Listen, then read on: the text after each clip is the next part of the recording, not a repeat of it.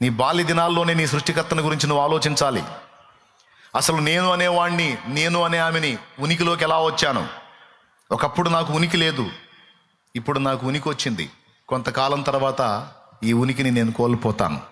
అసలు నన్ను ఉనికిలోకి తెచ్చింది ఎవరు? నన్ను ఇలా నడిపిస్తుంది ఎవరు? నా ముగింపు ఏమిటి? చివరికి నేను ఎక్కడికి వెళ్ళి హాజరవ్వాలి? టోటల్ నా లైఫ్ ఏంటనేది పిచ్చి ప్రశ్న, తెలివి కలిగిన ప్రశ్న. బ్రదర్ చెప్పండి, సోది ప్రశ్న, తెలివైన ప్రశ్న.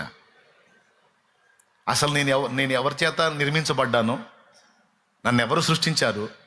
నాకు ఈ శరీరం ఎవరిచ్చారు? నేను అనేవాడిని, నేను అనేదాన్ని ఉనికిలోకి ఎలా వచ్చాను? ఎవరు నన్ను నడిపిస్తున్నారు? నాకు ఈ రూపాన్ని ఇచ్చింది ఎవరు? నాకు ఈ ప్రాణాన్ని ఇచ్చింది ఎవరు? నాకు ఈ జీవితాన్ని, ఈ జన్మని ఇచ్చింది ఎవరు?